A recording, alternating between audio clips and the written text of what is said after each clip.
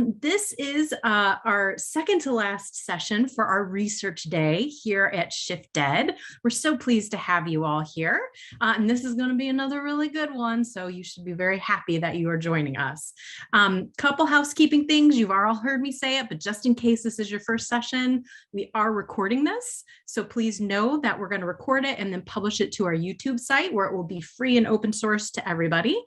So if you have any issues with being recorded, now's your chance to turn off your video and to or to duck out of the session if you want to. Also note that the live transcript function is working. So if you want to have closed captioning for this session, please do turn that on if you find that to be helpful. The other thing I just want to remind everybody of here at the top of the session is that we will have one more tonight at 7 p.m. Eastern time. So you look at the schedule and you can kind of do the computation to figure out your time zone, but it's going to be grad student Pachacuchas.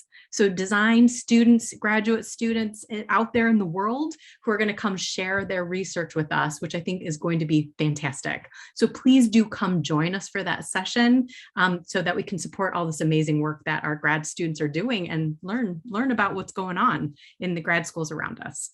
So to get started, I want to introduce first our community moderator. And Dave, I forgot to ask you to remind me how to spell your or how to say your last name. Will you remind me and just introduce yourself to everybody? Dave Pabellon or Pabellon. Thanks. So easy. Awesome. So Dave is going to be here to help us kind of monitor the chat and to get the Q&A session going. So we're so pleased that Dave was able to join us. And then what I'm going to do now is just pass it off to Pouya, who is the chair of this session and has helped to organize all of the goodness that you're about to witness. So Pouya, please take it away. Thank you. Hi, everybody. Thank you for being here. I think I'm losing track on which day we're in, but because I just know it's just one continuous flow of awesomeness. And I almost don't want to count because I know it's going to end if I count. When I was asked to put this panel together, I was looking around to see what other things are happening on this amazing conference. There's a lot more other ones like, hey, I want to do some history. I want to do some more kind of theory or kind of getting to know community. But the hands-on aspect of what we do with all the stuff that we learn and how we apply it in our classrooms, I think for most of us who are teachers, I think is important to have. So when we leave the conference, we can kind of have some models to actually apply these and see how somebody else has applied them. So that was my hope for this panel as I talked to our panelists. So what you'll see today is basically each of us selecting a project or part of a project to go over with you how we did it. Then after that, we'll have Q&As, so you guys can ask us questions about those. You can feel free to upload your questions as they come to you so you won't forget them, but we'll answer them after the three of us are done with our kind of project kind of presentations. And then if there's some time after that, which we hope there will be, we want to talk about what we're up to after this, what events or research we're doing after this, and can I ask you guys to share that with us as well. Also, there is a Google Doc that hopefully you guys have had a chance to see that is supposed to be for us to share teaching resources with each other. So specific resources that will help us kind of do this stuff in the classroom. That is somewhere on the Shift dialogues. Please find it and participate in that as well. So I will pass on to our first presenter, which is going to be Ramon. I forgot, Archana or Ramon? Who do we say is going to be first? I lost track.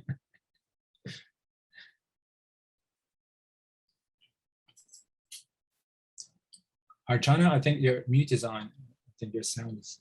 Got you. Oh, sometimes it happens, isn't it? We have been with Zoom for almost like a year and a half and still forget to unmute. So good afternoon, everyone. I'm Archana Shakera. I'm going to be sharing my screen.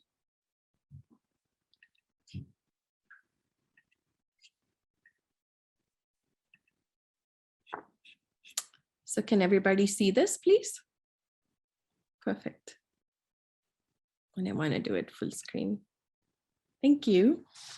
So again, I'm Archana Shakera, graphic design educator, co-director of Ethnic Studies program, and creative and art director of Design Streak Studio, a research-based social innovation lab focusing on human-centered service design at Illinois State University. I primarily teach senior studio classes for the BFA and BABS programs, typography, and Design Streak Studio. So I've been a practicing designer for 25 years, creating work for diverse industry clients, and use design as a tool to build cross-cultural understanding, acceptance, and respect. As a cultural researcher, I have been investigating my transnational identity by understanding racism through a brown lens and sharing awareness through intersectional autoethnographic narratives. My research interests include design pedagogy related to cultural identity and heritage, multiculturalism, racial equity, social justice, and community engagement.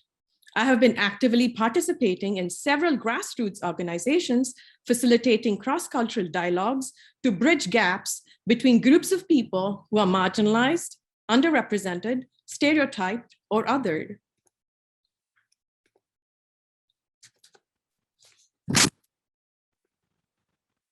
Currently, my research projects have been to interpret the meaning of Sanskrit mantras, that's verses, from various Upanishads or sacred texts, and sutras, which are spiritual aphorisms promoting peace and harmony. I've been creating experimental typography using Kannada, that's my native language, and Latin letter forms to denote and unravel new meaning.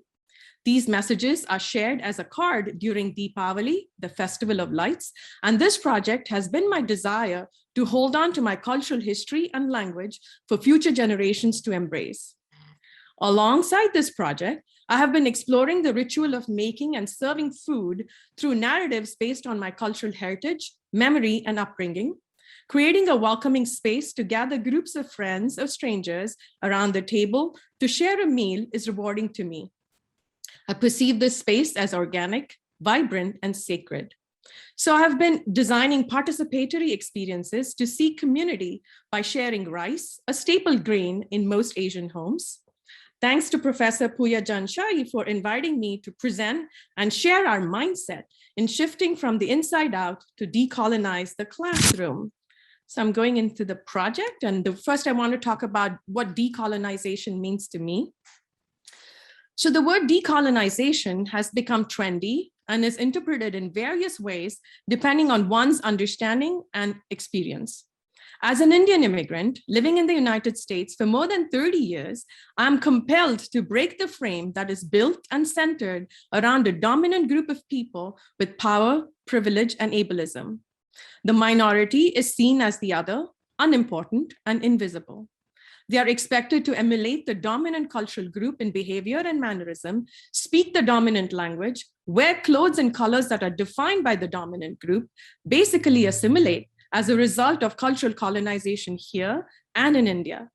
I have witnessed the increasing influence of Asian culture and art in Western society, especially in home decor. We can see the sculptural objects of happy Buddha faces or the meditating Buddha. When a customer buys these types of objects, what does it really mean? Are they appreciating that culture or simply the superficial nature of the artifact to make their homes look eclectic and contemporary? In wellness, the word yoga has become a casual word in the West and is practiced as an exercise. It has seemingly lost its profound meaning, which is attaining the path to reach the divine. Wellness centers here offer goat yoga, beer yoga, and even naked yoga classes. These concepts are far removed from its original meaning, yet it's accepted and is taken for granted. These types of new vocabularies will continue to emerge if there is no deeper understanding of its roots. The stereotyping, exotifying, and marginalizing continues in food, fashion, and language. How can we begin to discuss cultural appropriation? Immigrants are seen as aliens, an alien card, you receive that, or a green card, and as foreigners. A foreign particle is rejected by several systems, including the human body.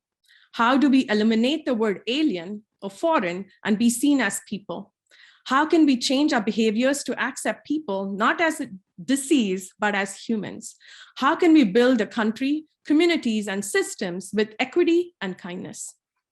Oftentimes, there is no seat at the table for a brown person's perspective, depending on the conversations at the table.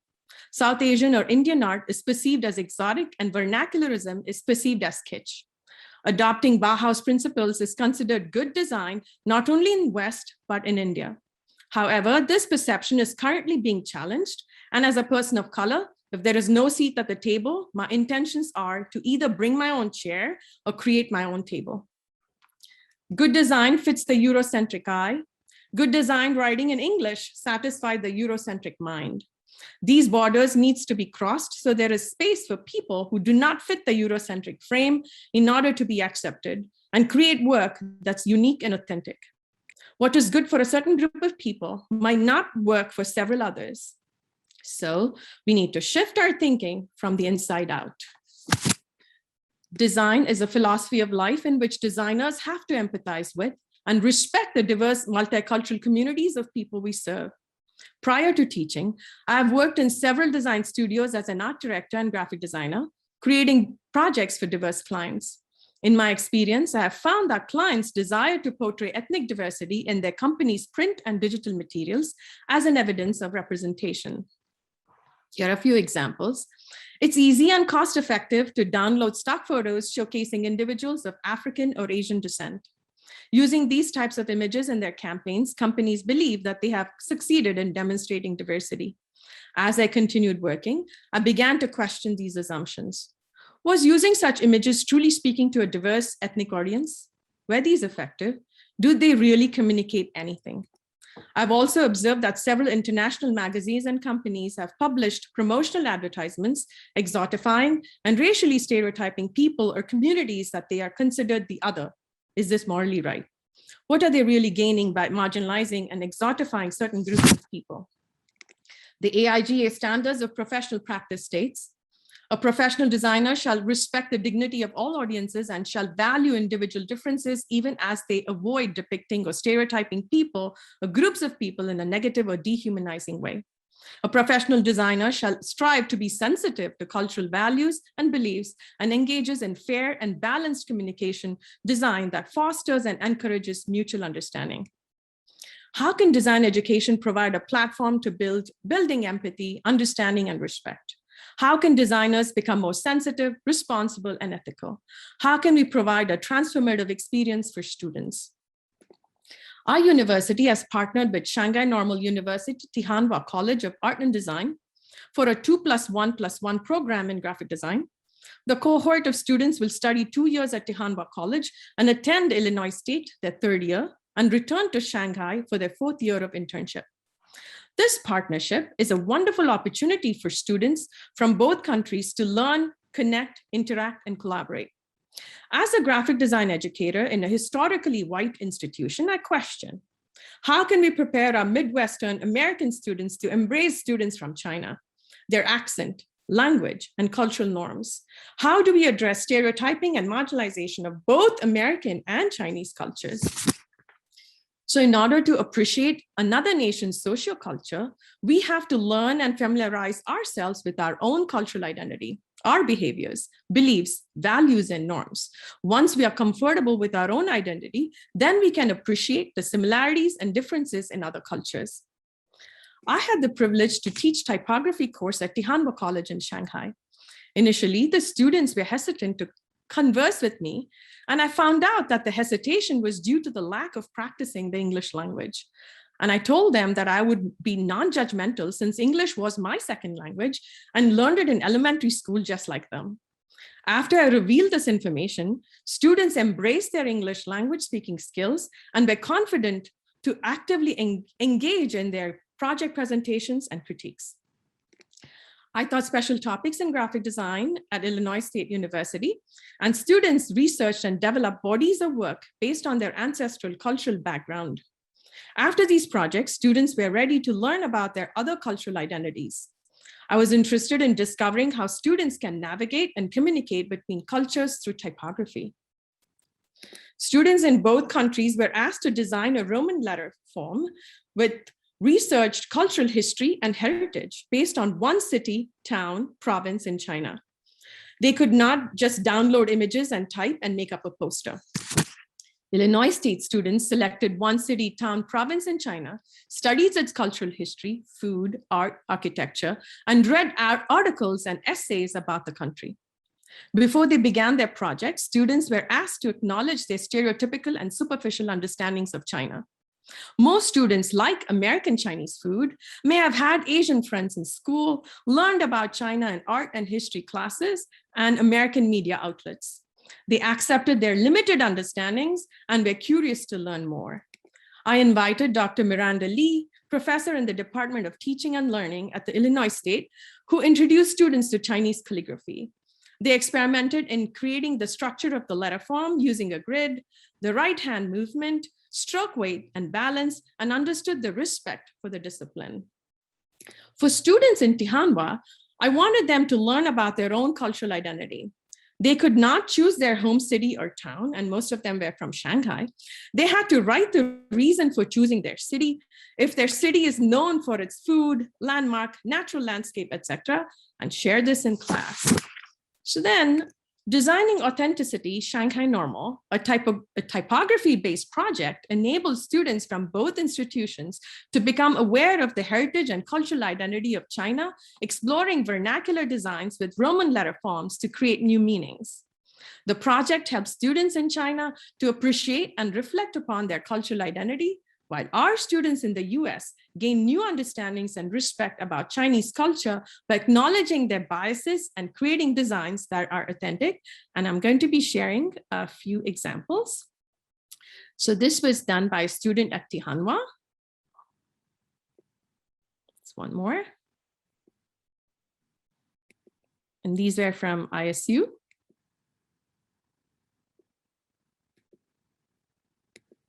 So students also chose one significant element or aspect from their chosen city to create the entire alphabets as well.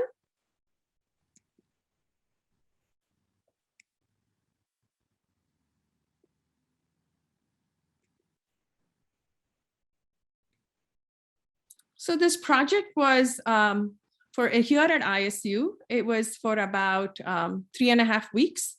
And then at Shanghai, because it's a 12-day workshop, it was for about 3 days.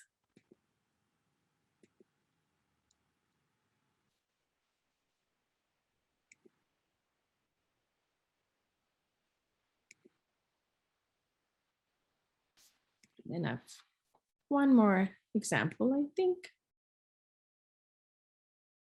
So really lovely. So what are the learning outcomes? So ISU students shared their learning outcomes for this project. Through this project, I learned that just because we only hear of China as a whole place, we tend to lose the differences and uniqueness the individual cities hold within each other. And because of this, we begin to group it all as one and thus continue stereotyping. The best learning point in this project was realizing how blind I was to culturally insensitive content. I feel now that I have the tools and knowledge to create designs that are inclusive to all and to make sure that I do not contribute to the insensitivity. So students at Tihanwa said, in this assignment, I learned about the cities of China I'm not familiar with, not only through words and pictures, but also with the feeling of being attached to them. And in our spare time, we can appreciate the great rivers and mountains of our motherland. I began to respect the local culture of our motherland. We should maintain respect for local customs. We should try to protect the traditional culture for our descendants. I thought this was really strong and meaningful. So by adopting new research methodologies, students strove to understand the multiculturalism in graphic design without stereotyping by a process of reasoning, reflection, and respect. So these projects enhanced critical thinking, expanded their visual and design vocabulary, and above all, students found new respect for theirs as well as other cultural identities. So in 2018, I was invited to present for the Chinese Consul General Zhao Jiang and his delegates at Illinois State's International Seminar series focusing on China, where the Consul General spoke about US-China relationships. So this was during the past political government, right? So now I hope it's different. So it was an honor for me, and I'm delighted to share my teaching and student work with you all. And what's the takeaway? So takeaway would be bring subject matter experts because you cannot do it all, right? And so to bring in people from the community or within within other departments or even a different college right? Or different university. So that would be wonderful. And then students sometimes seek validation. And for me, a person of color, if I say something about, if I'm talking about racism or power or privilege in the classroom, students are sometimes skeptical and they won't believe, or they might be thinking that I'm complaining. So when I first taught topics in 2011, a student really resisted and asked if this was a sociology class or a graphic design class, right? So, and then went up and complained to my director, but I got full support from my director, and who said, just stick with this and let it go on. So again, sometimes they seek validation or resistance. Be ready for that. Student feedback forms sometimes might not be great, but that's okay. You take it with a grain of salt, but just do not give up. Just keep going. You need good support from your director and colleagues. And like I said, you cannot do it all. Do it with the community, and then you'll get good results. Thank you so much.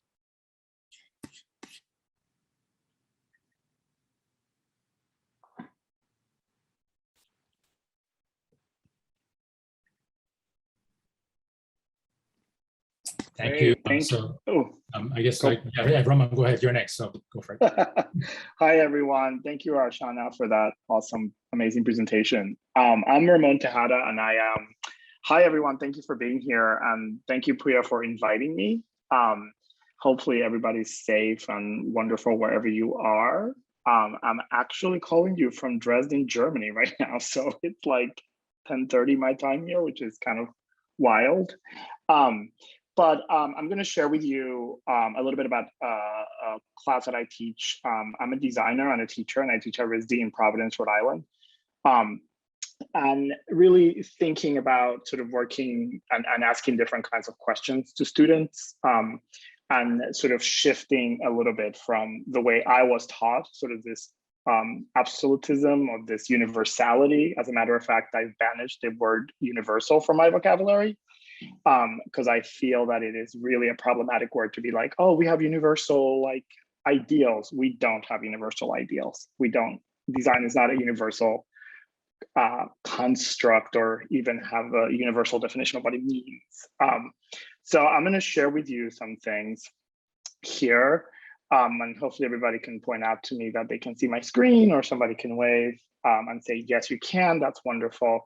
So I'm going to share with you this. This is a syllabus for a class that I teach at RISD, and this is in essence a color theory class. Okay, so we all have these classes that we have to teach.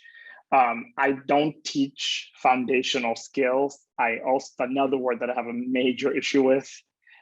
Your foundational skills might not be my foundational skills, and where I come from might not be the same. So this idea that we're all like speak the same way, look the same way, to me, I've learned that is really a problematic thing. So one thing that I should say about this class, so this class is taught with a group of faculty, and we decided to change the structure in a way that you don't stay with your students the whole semester, we rotate. So if there are 3 of us teaching it and there's 3 classes, we will take 4 weeks with each cohort of students and rotate. So there is not a single voice that the students are hearing. There's 3 different voices, 3 different approaches, 3 potential different ways of looking at how you deal with this very complicated idea of color, which is not a simple thing. It is not just a cute little book that became very famous, that most of you probably know without me even saying the name of it. That is like one person's understanding of how it is approached from a very specific context. That is not a universal idea, as much as many of us were taught that way. So I'm really pushing on that. Because this is a collaborative class, I can do that. So keep that in mind, okay? And because of the structure, they again are getting to a different perspective. So it's a color class in essence, but I've subtitled it Politics, Cultures, and Vernaculars. And what I'm really, really interested in doing is really asking students to think about how they use color based on where they're coming from, based on how they grew up. So to everybody, to every culture, green does not mean the same thing. Okay, red does not mean the same thing. Actually, red is probably the one color that kind of almost kind of culturally across the board kind of has similar meanings. Every other color has different meanings, different associations.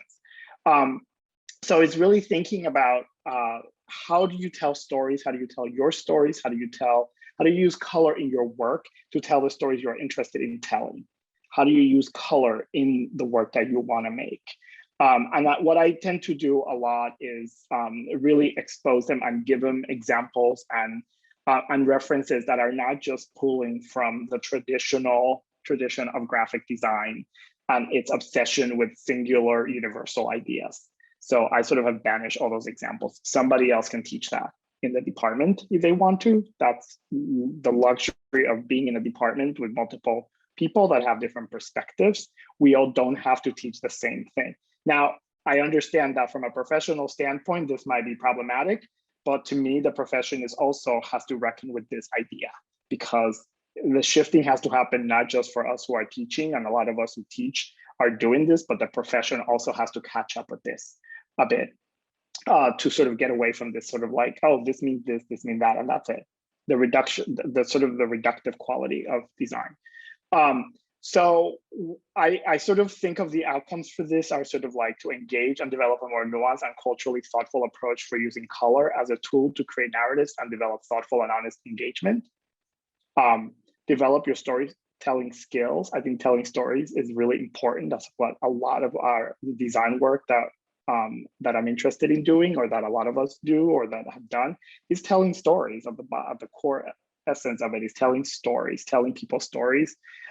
Demonstrate your ability to research, create, experiment, ideate, and develop thoughtful and unique work using colors as the main gesture, and develop your own personal and local approach to using color in your work.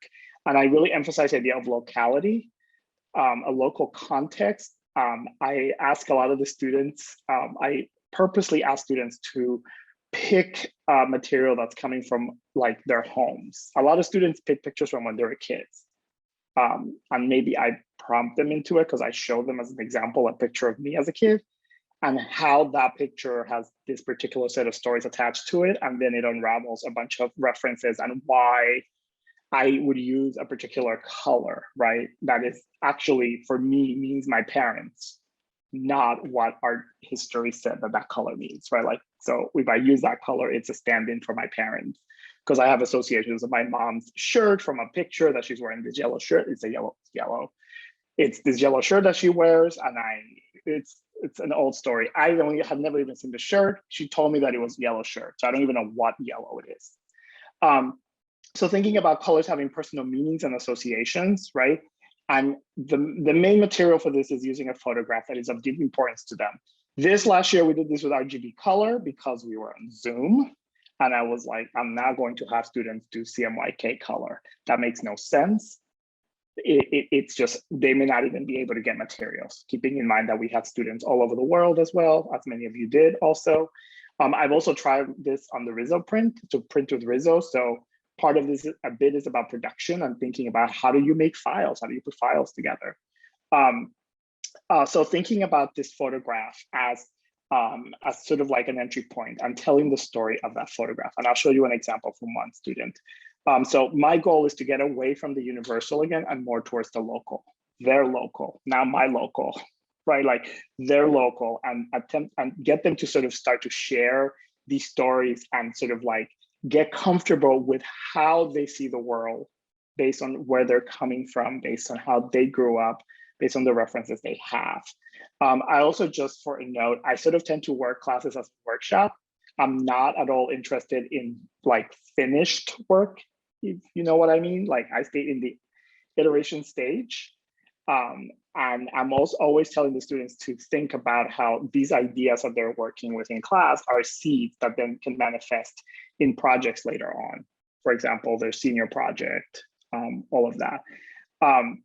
So basically, I start the class by asking them to pick a photo. I actually begin the class by talking a bit about terminology of color. Again, some of it is just they need to know some of the terminology to understand you, all of that. And then we have a small conversation. I share with them, I don't know if you've all seen, I use Civilizations, which is the BBC PBS series that you update, not the Civilization from the 70s, which literally was a guy talking about art history being England, a trip to France, a trip to Spain, and then back to England, and then spending 9 hours talking about that. This is the civilizations they did like 3 years ago, and it's actually a really great tool. I will warn you, it is not fully flushed out as much as we all want that history to be. But there's a chapter called Color and Light, which really sort of takes you through sort of the idea of color and light throughout multiple cultures of the world. So it starts in France, but it ends up in Japan, it ends up in Latin America, it ends up in India. And it also talks about the history of why certain colors showed up in Europe and what they meant, and the issues around how those colors ended up there. So I share that with them. A lot of this yields a lot of discussions because there's a lot of information here that's not usually told to us in these history books. And you start to, one of the key things that they start to see, it always comes up, is how influenced Western quote unquote masters were by work from particularly East Asia, right? And there's several pieces of artwork in this piece, particularly this incredible piece from India that I had never seen until I saw this. And I'm like obsessed with like seeing this piece, which cannot be actually hung because it's actually a scroll that you actually hold, will be held by two people so you can see it. And it's a very, if you see the episode, you'll see it. It's a very contemporary piece of work. Like you would think that was made like yesterday rather than, you know, over 100 years ago, or I believe might be a little bit older. So I also sort of use, some of you probably have it, is Ruben Patter's book, The Politics of Design, the whole series, the whole section on color, and starting to think about sort of a lot of these political implications of color, how color is produced, issues around colors, things of like why Kodak film really is impossible to deal with people of color, why the film is always problematic, which is something that a lot of them, they're like, oh, I use Kodak film. Or, you know, when I was taking photographs in high school, so I know it, but that's why I can never get the right tone. And then what I take them through is, again, thinking about how do you take that picture and how do you tell a story, how do you write it, and then how do you start annotating through it and extrapolating meaning and colors out of it, right? How do you extrapolate just the colors and then start to develop meaning? I also share with them, and this is all in the Google Sheet, by the way, so you all have it, is this chart. There's a sort of like infographic about colors and cultures, which I show them. You can find it, but I find the chart to be even more interesting. And this is pulling a lot of research from a lot of anthropologists of what the sort of the cross-cultural meaning of colors and what colors mean across culture. So this is really interesting because we just spend chunks of time looking at this, and they start to find like, wait a minute, in this culture, it means this. And in this, it means that. Well, okay, so there's a problem there because a color in two different cultures may mean two different opposing ideas. And here you are, the designer, thinking, oh, I'm going to use that color and it's going to be sold everywhere. And then you just have a problem. So we start to talk about that a little bit. And then we go into sort of an ideating phase where I just ask them to ideate and develop in essence, their own color palettes that they have. And then to extrapolate those color palettes and keep them and start to use them and start to develop some sort of container. And they all do it in different ways that they can then go ahead and use, right? So the way this looks, okay, I will show you the Miro board that was generated. Okay, so this is a student, Mehek Vora, right? So this is the sophomore class that they take in the spring. So Mehek started with this amazing photo of her mom and her dad when they were young. And then transferred to, this was the photo that she had taken of mom and dad with the painting that she had made for the 25th wedding anniversary, which happened 2 years ago. So she was like, these are the two most important people in my life. End of conversation, period. The most influential people, these are the people, everything. She then wrote a story about it, right? And then what you're seeing here is the story starts to be annotated. And I'm very into annotation, to adding different layers and starting to pull colors. As you see, she was doing this on her iPad. So she was sort of extrapolating the colors, right? And extrapolating the colors from the photograph, right? And then starting to play with that on the Miro board, starting to generate certain quote unquote color palettes, right? So the color palettes start to get different names, right? Sort of old camera, image quality, peace, new beginnings, that outfit. So, right, like how do you name color palettes? Hope, good luck, abundance, and appreciation. And then through that ideation, they start to generate a collection of color palettes. This class, for some reason, got into this motif of the square, which is like, I just said, okay, you guys go. But they also have to name them. So for example, there's a series of family, generations, and traditions, colors that these whole series of colors are around family, generations, and traditions, love and marriage, appreciation and understanding, right? And for example, one of these colors is named, for example, this palette is Mother Nature, right? And sturdy foundations, familial ties, right? So there's certain stories that started to emerge just from the reading of the names of the colors. And then I go ahead and ask him to try to formalize it in some sort of experimental form. And I don't always necessarily go like, go ahead and finish it. I say to them, it's not finished. It's actually just a work in progress that you're actually sharing. And it then manifests in sort of multiple ways where they start to, in this way, Mahek was just like sort of playing with these sort of like drip pieces, which were sort of heavily inspired by sort of, she was really into Ian Davenport's work right here of drip. She was really interested in that and thinking about like using that, but doing it in a digital way. So again, it's a class that sort of benefits a lot from the fact that there's 3 different faculty and the students are going to get 3 different experiences rather than a singular voice, me for an entire semester, sort of going at this. So by the end, they're all sort of exposed to 3 different ways of thinking, which I think yields a lot of wonderful work and a lot of wonderful conversations. You know, the feedback tends to be pretty wild in terms of like the students just sort of, a lot of the students have never been asked to think about making work in this way. And that makes me really excited because I was never asked that when I was in school, right? Like I was never asked to think about like making work and thinking about how I saw from the vantage point where I grew up or my family.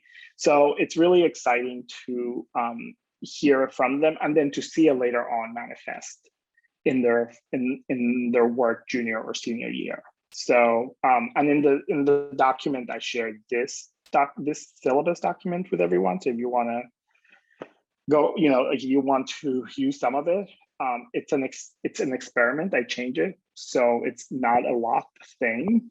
And there's always new resources because research on color is literally ongoing all the time. And there's a lot of really amazing resources for talking about that are not just necessarily readings. There's a few more here than I put on the shared Google document. So thank you.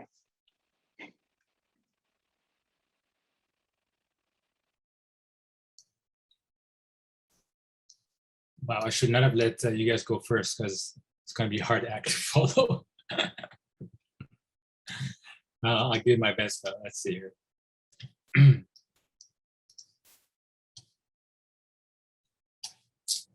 So, yeah, there it is. Share screen and press play.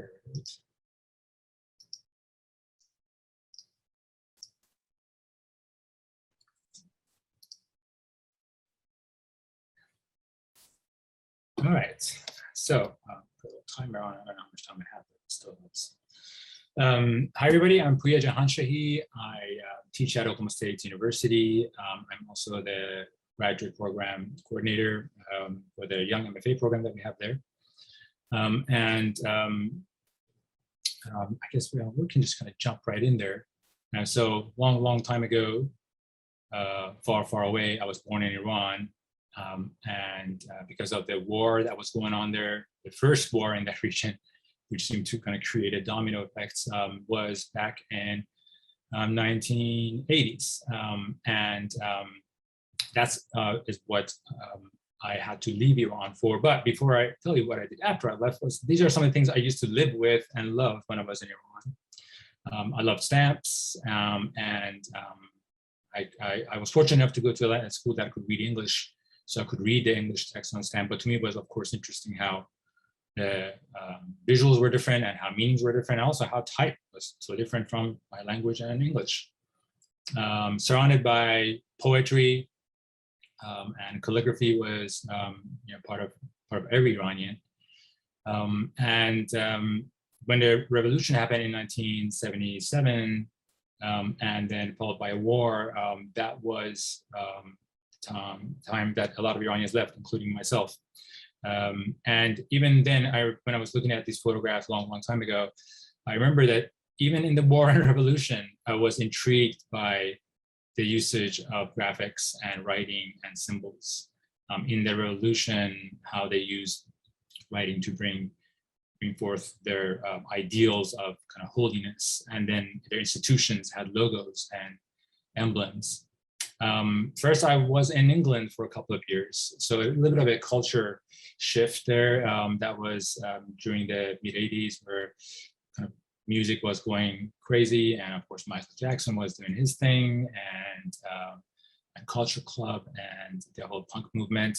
And then I came to US because my folks had to go back home to Iran, and if I went to Iran, I would be drafted and be in a war front. So I came to US, and this is what I was seeing when I came to Redondo Beach, where my uncle was living, to stay with him.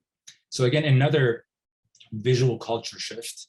I was intrigued by, again, how just kind of traveling miles here and there, you come across languages, but languages are also related to the visual language is related to how people have lived there, what their concerns are, and how they communicate in their everyday life, their lives and their expressions of pain and pleasure.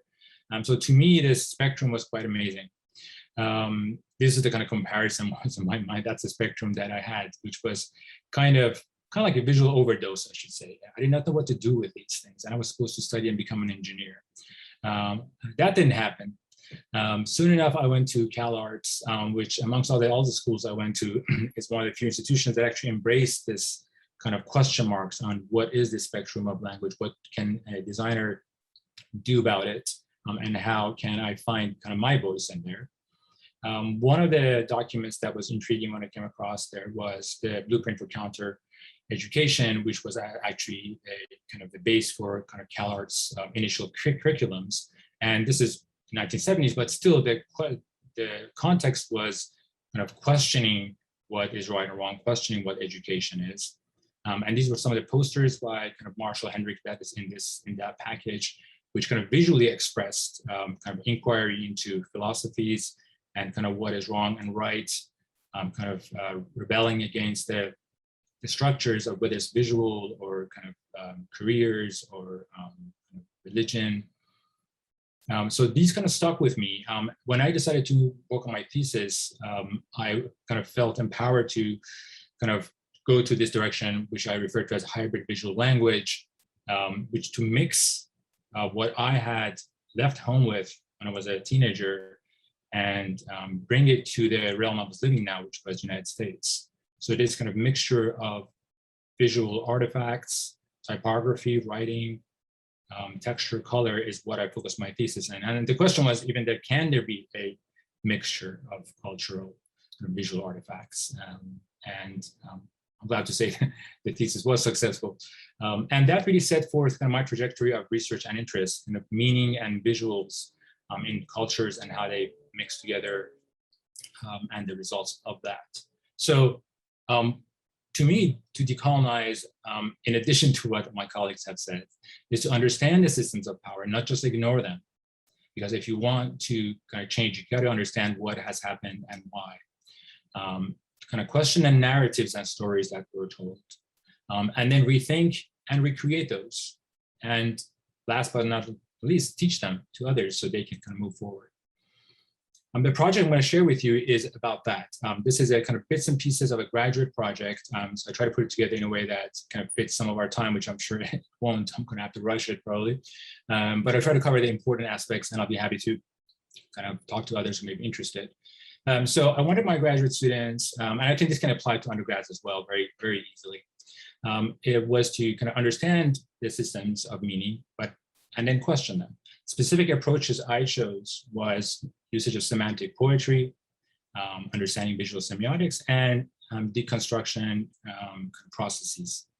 And then to create new meanings, to focus on typographics by themselves, image making by themselves, and then a mixture of those two.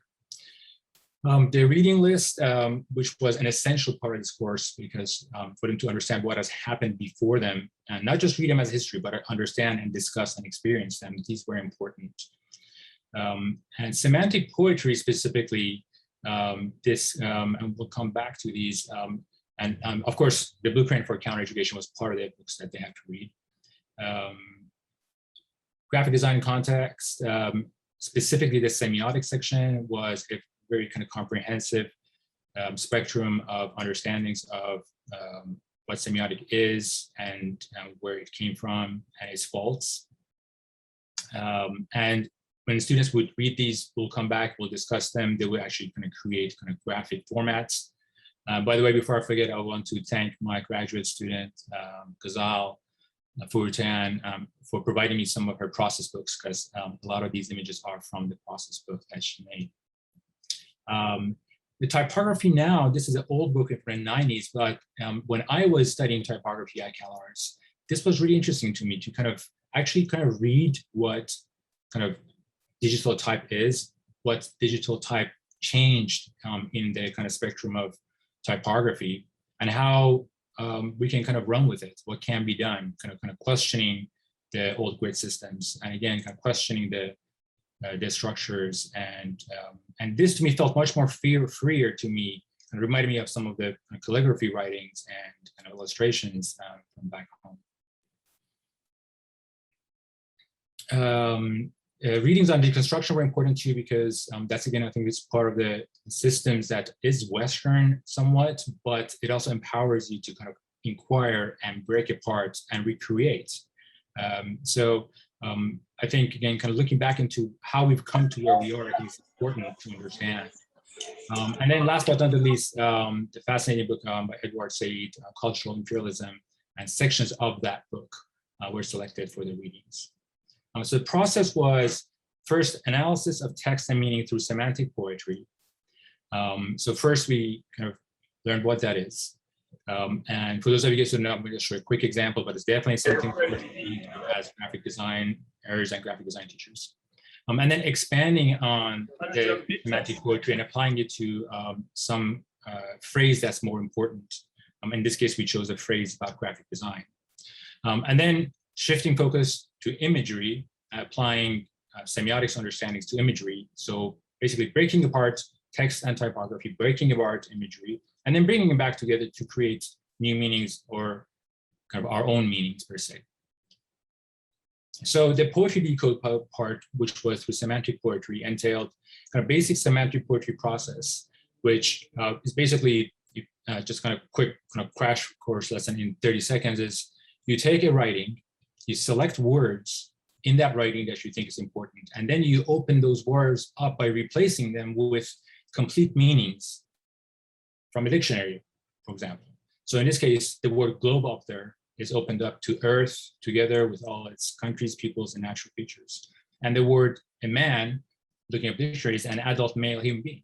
So comparing these two kind of paragraphs together is a opening kind of permission to inquire into meaning, change meaning, and understand it, and kind of create new meanings. So that's why I chose semantic poetry as a process. So first kind of mini assignment was for students to pick out a phrase that's important to them from their heritage, a story that they liked as a child, or anything that you want to kind of run through and open it up and inquire about the meanings. So in this case, Ghazal, who's also Iranian, picked a quote from the famous book of Kings, Shahnameh, which is this kind of holy history of Iranian past. Not holy in terms of religious, holy in terms of it's kind of, we call it what saved Iranian history. So it's kind of untouchable. So to open it up and break it apart was an interesting process for me to kind of assist her and for her to go through. So these would be the, her analysis, kind of adding different meanings, replacing words, and of course, typographic structures, composition, layout was all part of this process, and inquiry. But again, because they were empowered to find their own meaning and kind of select their own phrase, I was there to really just kind of inquire about some aspects of visuals and hierarchy, and maybe kind of ask some questions as opposed to kind of tell them what to do and what not to do. So the next stage was taking that process and applying it to something more important, something more essential. So together we decided to select a meaning of graphic design, to break apart the meaning of graphic design and really create that meaning. So we selected graphic design from Encyclopedia Britannica. It was something that was accessible and relatively kind of, we cheated a little bit because relatively we felt it was incomplete. And everybody got a portion of that text. So in this case, Ghazal's section was this portion. And by applying against semantic query processes, she started to pull apart words and meanings and inquire about, what does graphic design mean now? What does graphic design mean to their generation? I'm going a little bit faster because I know we kind of like a little bit out on time. I'm going to provide this slides or most of them we'll put it in our storage somewhere so you guys can access. So just let you know. And then the last part, which I'm going to definitely rush through, was, but to me, this process of semantic poetry is more important, and that's really what I want to kind of bring to this conversation. This is Ghazal's kind of little sense of humor, taking a photograph of my shirt. That's, but it was a quote that I kept repeating there at times. The next step was to kind of analyze visuals. So to take words from the meaning that they created themselves and translate part of that meaning to visual forms using what we had discussed in semiotics. These are some of the processes that they went through, kind of creating just form-based compositions that have meanings that pertain to parts of the writing that they had in mind.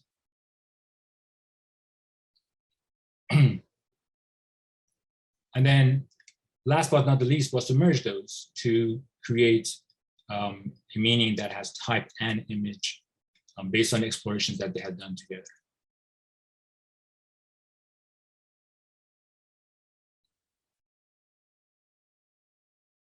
And I think this is her last poster, kind of final kind of arrival.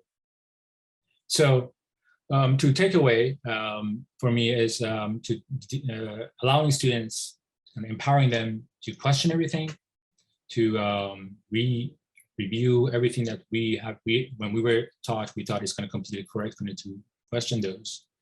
And to own their own history, to be aware of their history, where they are in their history, and actually flourish in their own kind of present tense, and create and recreate the past and the future. And then of course, more yes, less no.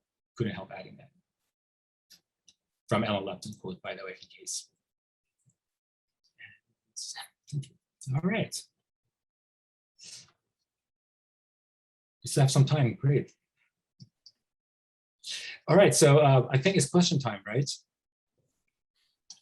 So if you guys could put in your questions in the chat, each one of us panelists will select some and we'll bring them up for discussions. Does that sound good? I also kept track of some. Oh yes, great. There you go. All right, thanks for doing that, because I think. Oh yeah, not a problem. Not a problem. Thanks for sharing. Dave, maybe Dave can pick some that you yes, please, Dave. found interesting, because you were going through the whole chat. We need to take a few breaths and kind of. Yeah, absolutely. There's a lot of good, conversation happening in the chat. Lots of applause, but I think if I may just kind of interject, there was a quote that was mentioned that I think resonated with a lot in the group. And Ramon, if you could expand upon it and maybe give us some ways of putting this into practice, I think it'd be really helpful. And that is getting away from the universal and more towards the local, your local. And I wanted to follow up with that quote with, I'm not positive of the geography of every person's location at the moment, right. But I'm curious to see what that means or how that could be played out in rural areas or where metropolis is or where multiculturalism isn't necessarily seen in the classroom.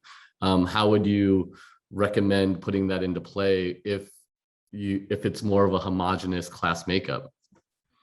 Right. I mean, I also, yeah, the local, and I keep in mind that I think of local, I also think of community. And when I mean community, I don't mean like this generic community. I mean, like thinking about very specifically, like a community could be you and your family. It's a little tight nucleus. It could be like your neighborhood, your block. So thinking about that locality, about who you're making work for. And again, it's also just thinking that a lot of students, regardless of whether they're BIPOC students or whether they're like, where they don't necessarily always see themselves. I mean, design for a long time has been a very luxurious enterprise. Like we've made a lot of stuff for rich people. So poor students don't see themselves. First generation don't see themselves. There are always these projects that I was given that I think maybe a lot of us were given or have given are about like, make a project for like blah, blah, blah. And they're like, what do I have to do with that? Like, right, like there's no, and sometimes students struggle and I struggle through that. And part of it is like, there was no connection for me there, right? Now, you could develop a process that allows you to make that kind of work if you decide to go in that vein, right, of making work. But I start to think about how do I get the students to, or how do we get the students to really sort of tap into their creativity and the potential of that creativity through thinking locally, through about what they're interested in, right? Like they could be, if it's a branding project, they can think of like doing something that's really relevant to them, that they want to work with, rather than us giving them, you know, brand like Kellogg's cornflakes. Kellogg's cornflakes doesn't need a brand, okay? Target doesn't need another brand. They have it, like, right? Like, but you know, there are other possible places or you know, or areas in their neighborhood or their community that they might be interested in exploring. And that's for me, that's a way in for students to sort of understand and develop their own way of seeing, their own way of making, and interpreting and putting the work out there. So the local, I think, is just been my way to get away from like, graphic design is all about New York. And I grew up in New York, so I love my New York City, but you know, like graphic design in New York City never showed me, and I grew up in New York City. Okay, the graphic design in New York was never about the kids in Washington Heights who were first generation. It was always about the white kids who had a lot of money, right? So it wasn't about that. Like I never saw myself, and if I did, it was in a picture in a, you know, in some sort of Corbis photo, like Archana showed. It was like some guy that was like this generic photo that had no tie to me at all. It was just this like, oh, there's that one person that kind of sort of looks like me, maybe, right? So really thinking about the locality, I hope that helps a little bit. Absolutely. There was another question that I think it was more of a logistic question, but Michelle mentioned the logistics of your course load and then split course loads. I think that's a really important question to have. But just to kind of piggyback off of that and push the question further is, this is for the entire panel. A lot of the projects and curriculum that you shared is a little bit outside of like the norm of foundations or the norm of a studio course. What kind of obstacles, or I would say like hoops, did you have to jump through to get trust to make these things possible in the studio? I would just say for mine, I think maybe mine doesn't count there, right? Because I think a lot of things I show, maybe they mix and match, and how I guide that trajectory of kind of explore and question the past, as opposed to just kind of explore and write essays about it. I think what in this specific kind of framework, I think everything I taught would have been taught in a standard course, I think. But it was just how I guided the conversation and the objectives that kind of changed it. So I did not have to get much approval, because the results kind of visually, students were learning kind of the visual process, and the inquiry about kind of history was something that, you know, I think all theory kind of courses need to cover. It's how the instructor guides the kind of permission to inquire, empowering the students to rebuild or kind of question their the norms. I think that's where the guide comes in. And I think as instructors, still, I think we have that right, and we don't need to get an okay from above. I hope.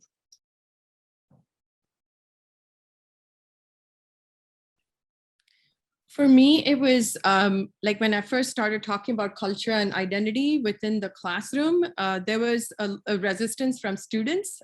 Some of the students were excited. A few students found it difficult to understand, and they were thinking that how come design, or is this anthropology, is this sociology? And then I had to be like, your client could be anyone. And so we live in a multicultural society. So how do we bring in that kind of understanding? So receiving support from the director was really important for me to keep going. So that was about 10 years ago, but now it's become a popular class, and I cannot, like, students want those classes.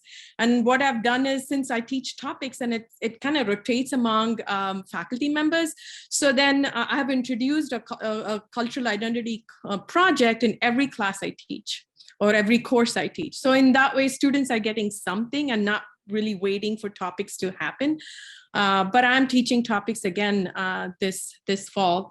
So, but just keep going. Sometimes it could be draining, right? Because it could be taxing because you're doing these things. But then just take it with a grain of salt and just keep going with it.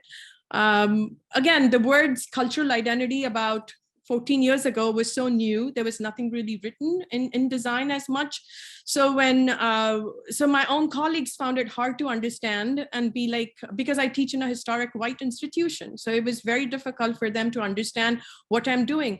Hey, we are teaching branding too. Why are you talking this way? So what does that mean, right? So where are you bringing this knowledge from? So it's like, so where are all these reference materials? Oh, there's none. So I'm pulling these reference materials from other areas, right? So, but now after like in 2021, there is a huge discussion. We are even discussing it now. So there's a huge progress. And then there is space for people to listen to my voice. So, and then also for students who do this kind of work, there is some kind of recognition. So we have come a long way in the past 10 to 12 years to even have a dialogue like this. So thank you. I would say that, I mean, I'm lucky to teach at a school that, I mean, it's kind of part of the ethos of like this experimentation and asking questions and all of that. That criticality is built in already. I think the structure was somewhat built because as faculty, we have the autonomy to do it as such. In terms of the course load, this is just one class of your semester. If you teach it this way, we just break it up this way. And it's actually really refreshing to every 4 weeks, every 5th week you switch classes and you start again, because you don't always have the luxury of doing that when you teach a class for the whole semester. You have to wait till the next time you teach it. I'm also interested as part of my job in that department, or the way that I teach, is to talk about this. I'm not, again, like I just put myself in this position, and it is hard sometimes because sometimes it's not the faculty, it's the students. But I would have to say that I don't say it this way to them, but I spend my entire life learning about your background and your race and the way you see things. So you need to spend some time listening to me now and listening to your classmates who come from different places and see things differently. And if it's to an audience like you all, I would say I have spent my entire life learning about white people. It's time to move on. Like we know that we know all about you, but you barely know anything about us. And what you do know sometimes is not even enough to get you to the next like page. So, like I also sometimes I have had conversations with students one-on-one about their discussion about like, well, this culture thing. I'm like, but you have culture also, and you do realize that it might not be shown, like. And you don't even think about it that way. So I think that that's the important part. And I think we're in a time right now where this is incredibly relevant. And this is, where these conversations and trying this is incredibly important. Like, the curriculums have to shift. Even it might be painful for some people.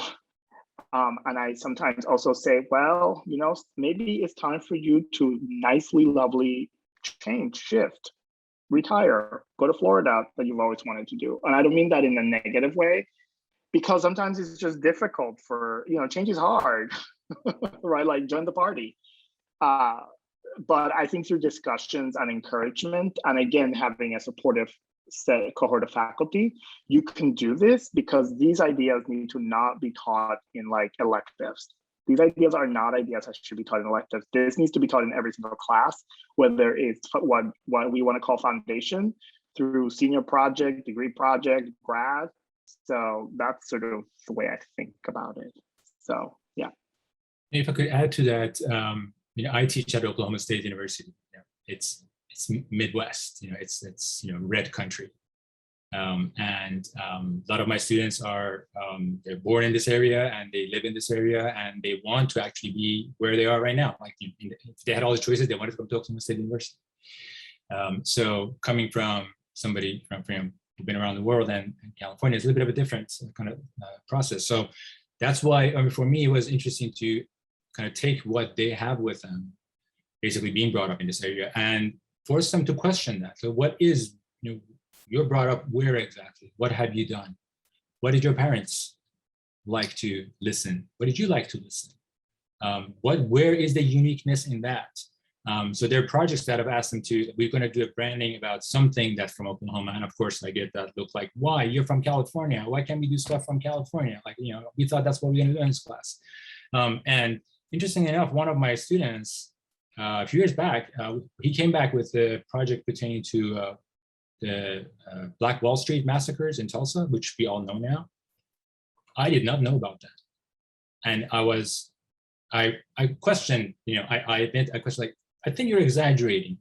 How can this be? And I don't know about it. Like I've studied, I've got an MA and I've got an MFA and I've got So to allow them to kind of look in and empowering them to look in their own kind of backyards, I think can result in some unusual and some kind of very unique material.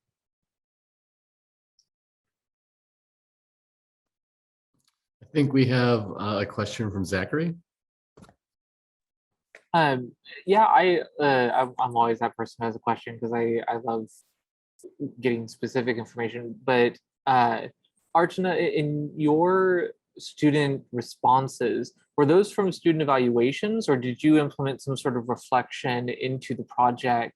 And do all of you who are doing this kind of work do any sort of student reflection essays or anything to get them to the metacognition of learning about what they're learning and thinking about what it is they've actually come away with?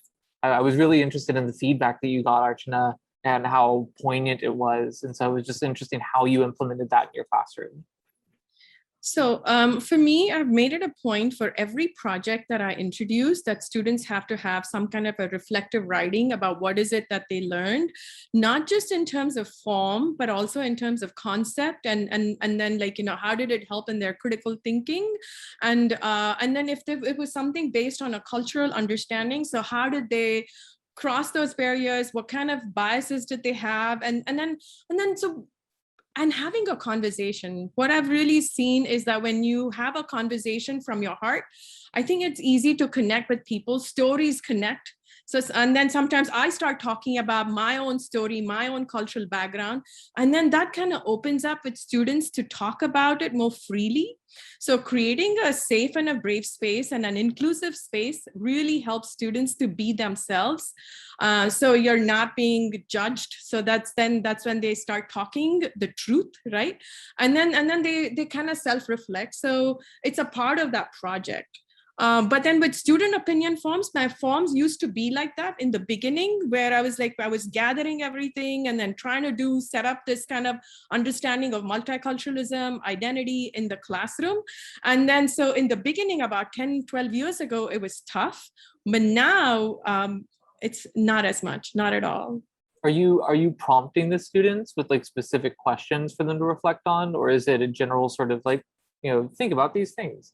I'm when we talk about in class and I'm like, so what did you learn from this project? Don't just simply say like what I already know, right? When I give them an article to read, don't just paraphrase the article and just say it out to me like the same thing.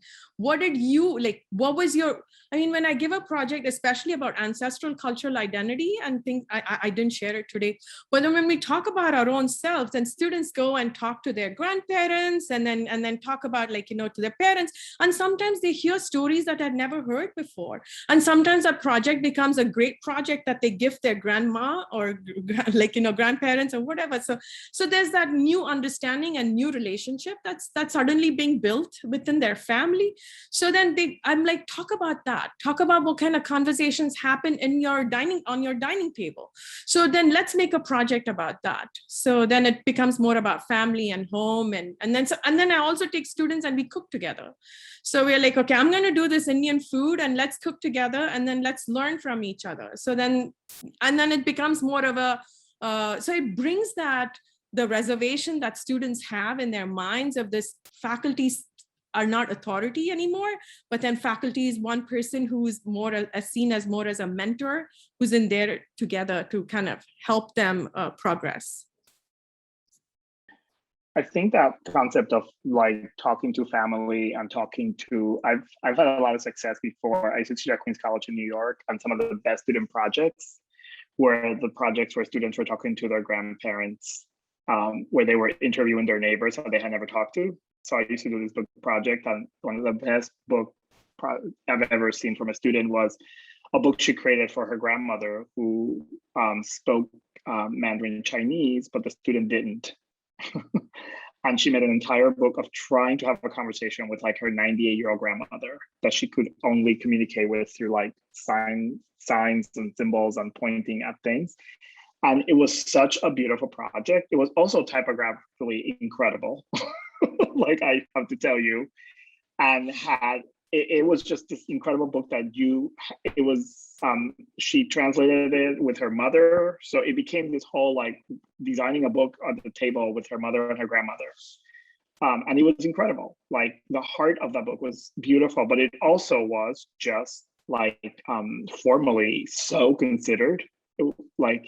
But I think those kinds of projects really unleash in students a whole new way of attempting to do design rather than just like copying what they've seen in all these design books or on the web, like, or on Pinterest. It gets them to sort of like really develop their own sort of like ways of working. So I just wanted to jump in really quick. There was one question earlier in the chat, and apologies if pronunciation is incorrect. Aggie or AG, do you want to take over the mic and ask the question for Ramon regarding Bauhaus color? Sure. Hi, everybody. I'm Aggie Toppins. Hi, Ramon. Hi, Aggie. I guess my question was, I think Ramon, I know him well enough, and I think I know the answer to this, but I was still curious if you had run into this in your preparation for your classes, which is that in the Bauhaus days, color was taught as a kind of scientific perception rather than like a system of meaning making. And I just wondered, beyond like the cultural representational system of meaning making aspect of color, if you had run into or taught with any perceptual theories of color that might not come from the West. I mean, that's coded as universal, but it's still Western. So I'm wondering if there are. Right. Yeah. It's really funny because I don't. I mean, we talk a little bit about that in the class. Like the first week is kind of like this kind of survey a bit. So we talk about that perceptual and the sort of scientific, because there is a whole scientific sort of way of how we see colors. And, you know, we don't see the most colors on the face of this planet. You've read some of that. It's pretty wild. There's a lot of really funny NPR pieces about those little lovely shrimp that see 16,000 colors, and but we also see sort of like certain combinations of colors, and there's of course certain medical conditions, color blindness. So we talk about that, but I really sort of shift into sort of thinking about culture and sort of like cultural representation and thinking that way, because I think that that's a really important thing for a designer to have right now. It's just incredibly important for them to be aware that they're not making design in a bubble. Design is not devoid of culture or thinking about the society that it's going into. It's not in its own bubble. So yeah, but we talk about it, but again, that rotation allows for that, right? So there is another one of my colleagues that is full on that sort of Bauhaus light, sort of experimenting with color, and they get that. So they understand that. So that's sort of the wonderful thing of the rotation, that they're going to get that stuff with another faculty. And we usually intently do the rotation in a way that we can pair ourselves. So we know that I don't have to cover certain things. I may just sort of tip to it, but tell them you're going to pick that up when you rotate into the third rotation. Does that answer, Aggie? Oh yeah, thank you so much. Alberto. Yeah, we kind of changed topic a little bit, but I was going to respond a little bit to Archana's previous segment. Last semester, I taught a course where I got some 20 US students paired with 4 startups in Puerto Rico. One of the groups, the owner didn't speak English. So the students had to find a way to communicate. And the students, of course, didn't speak Spanish, not a single one in their group. So they had to figure that out. And ironically, that was the team that generated the work that felt most authentic for the locality that they were designing for. The 3 companies that had no issues in translation designed this more universal, what design needs to be, what design should be. But the company that had to struggle in getting conversation going, and they even developed sort of pictograms, and they were chatting with the client in a this or that kind of approach. And I would go in every now and then just to be sure that the conversation was where it was supposed to. But I made a point not to translate the semester because I wanted to see what happened. And the work ended up being more genuine. And I think that when you were talking earlier about anthropological methods as impacting cultural work and signification, you know, I still haven't been able to explain everything that happened this past semester, but I found it really unique that it's not about verbal communication necessarily. I think it's about the work that needs to be put in understanding the other to really be able to make that work.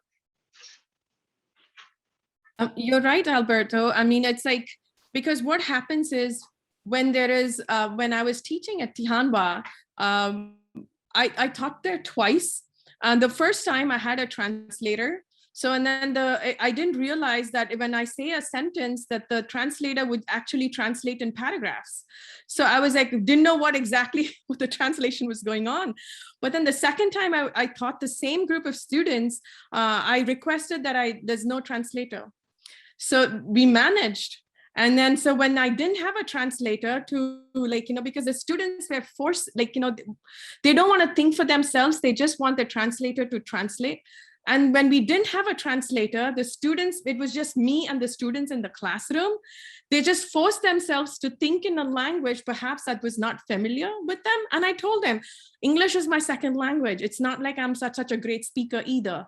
Perhaps I make grammatical mistakes, and that's still okay. And then we had this understanding that I'm not going to judge them. So then they started speaking, and that was just fine as long as we were able to communicate. Then I realized, just like how you said, Alberto, that the work was so much more stronger, right? And it was just fascinating to see, because they were doing stuff that it felt very authentic because it was coming from their heart. And then it's like, again, you don't have to think about, it's like, well, it has to fit a certain frame, right? So where you see things that you've already been familiar before, but since it was coming from their heart, it just looked so unique. And I think that's what I desired for as a faculty. And I felt like I learned so much working with them. I think one thing to also to keep in mind, I think we're really hitting a lot at sort of like thinking about like sort of like the human being and human beings, and not being so much into sort of like, we don't know who these people are, right? Like we don't know like who the target audience is. We're really thinking of, at least the way that I see it, and as I hear both of you talk, we're thinking about people, right? And maybe we always thought we were thinking about people, but maybe we weren't, right? Like, and now I think that's a shift that I think culturally we have done. We have to really think about that person that we're trying to engage with. And I always sort of tell students, I'm not interested in you making work for, I'm interested in you making work with somebody or some people, because making work for it's already a complicated relationship, right? It immediately falls into this sort of like capitalistic structure, which I totally understand, by the way. So I always also have to talk to the students about that, because the reality is many of them have huge amount of debt that they do have to get a job. But I think it's also important to get them to understand that I want you to be confident in being able to say to yourself, I will get that job and I'm going to spin out of there in 3 years because I have a different goal as a designer, as a human being. And I'm not interested in just sort of like doing that. Now, of course, some of them don't spin out because they make really good money. So they get, you know, and then they turn 45 and they're like, what have I done? So. And I would say even in the unusual territory I'm in, because of what's happened last year and a half, that is almost like a intrinsic awareness when they come to class. Like they ever heard this, they know about it. Maybe they're not excited about it or they ask for it, but they kind of know that everything's under question and things are shifting. And I would say even going back to a question we had a few questions back was, I even feel like although our art department is fully supportive of everything we do, I feel like the university systems are also kind of moving that, okay, we need to kind of step up and fund explorations and inquiries and international engagements and all the kind of variety of tasks that before they may have considered just that's luxury or that's, we don't really need that. Just wanted to give a quick time check. We have about 4 minutes left. Does anybody want to end with on a final question? Yes, Howard. Unmute. Sorry. Hi. I fall into that latter category of those guys who retired. You know, it happened last year before COVID hit the fan, and it was sort of like, you know, boy, it was my luckiest day of my life, and I was sort of given the choice. You know, you get one class or you get two, but you get to keep your health insurance. You know, let me think about this. Anyway, it threw me into a sphere where I finally dedicated myself to creating a project that I've always wanted to do, but I never was able to focus that time. So project boils down to understanding and exploring unity and rhythm. And rhythm is like one of those things that you really never read about because like it's really kind of hard to get your head wrapped around that narrative in 50 words or less, you know. So it sort of opened the door for me about, well, you know, is narrative something that is uniquely westernized? Is it by inherently, you know, colonial sensibility? And you know, but it also occurs to me some of the best examples you'll see in rhythm are from every culture has sort of its different spin, its different take, its different expression on things that we might end up saying, oh yeah, that's rhythm. It might be called something else. It might be called Steve or Eunice or Harry. I don't know what the word is, okay? But that kind of sensibility, I think, resonates with me because that opens so many other you know, doors directly and peripherally. I'm sort of called back to the notion of I don't know if you guys are familiar with the Japanese notion of notan. Notan was like our predecessor to positive negative space figure ground and all that stuff. And that was like an 18th century sensibility. And one thing and bringing that up, I wanted to kind of mention here is that sensibility segued either directly or indirectly into the Bauhaus people are sort of adopting it and doing what they did with it. All right, that's one thing. But it also spun into what Ernest Fenollosa out of Boston and Tokyo was doing in the late 19th century, and how that ended up in the hands of Professor Arthur Wesley Dow, which then became sort of the other branch of design that nobody talks about. You know, there's Bauhaus and there's maybe something else. There's something else with Arthur Wesley Dow out of Columbia University. His students included a myriad of people, and we're out of time, but take a look at Arthur Wesley Dow, and he did this book on, I can see the book from here, but we're out of time. Arthur Wesley Dow is like the other half of that, you know, how did art education become westernized, you know, and that's part of the story, but Arthur Wesley Dow's inheritance is like really directly from a living culture, you know. So that's an interesting thing to explore. Thank you for the time, guys. I mean, I'm just like, you know,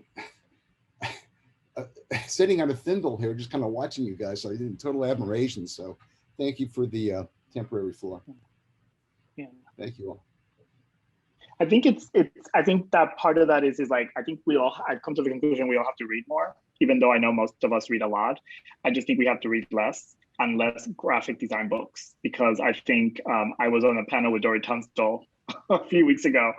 And Dory, one of the wonderful things about Dory is her perspective coming from cultural anthropology. And I think in design departments, we spend too much time talking about design and not enough time talking about other subject matters. We relegate that to students into like, oh, what are the like other departments, and they'll teach you that, but it's not connected necessarily all the time. And I think maybe part of what a lot of us are really interested. I know Aggie just posted said about Arturo Escobar's book, which is an incredible book, but it's very challenging because it really hits at this idea. And also thinking about how some of these stories have been handed down, how we're saying the Bauhaus and all of that. It's like, again, it's like the way the story has been handed down to us, and also whether people were acknowledged or credited in some of those ideas. And we're sort of slowly realizing, oh, they actually didn't talk about it, but maybe it was just the way the story was handed down to us, rather than the way that group of artistic creators created that thing for them in that particular time and space. So yeah, thank you. Yeah, my pleasure. Thank you for picking up on that. So thanks everybody. Please add all the resources that you can think of, maybe not even right now, to that Google Doc. It's going to be around until the end of the conference. I know time is short for all these like in-depth discussions, but if you have any questions, I think all us panelists, we are open to kind of talking about our projects more with you one-on-one. If you're interested, just let us know by email or on Shift. We're totally open to that. And we'll keep adding on the Google Doc as well. So thanks again. Awesome. Everybody. Yep. Thank you, so everyone. much. Thanks for being here. Everybody. Thanks So much for attending and for this wonderful and supportive conversations and listening. I have my email ID if you want to collaborate, talk. Thank you. Awesome. Thank you so much, everyone. This was fantastic. Dave had to scoot out, but he did a fantastic job as well, helping to moderate. So I'll let him know you all nodded when I said that. But please do join us if you are able in about an hour and a half for the grad students Pechakucha presentations. It's going to be phenomenal. So please come check it out. And if you can't, it will be recorded. But otherwise, thanks so much, everyone. And we will see you in just a little bit. And join us tomorrow, too, if you don't come tonight. Teaching day, it's coming. Thanks. So see you soon.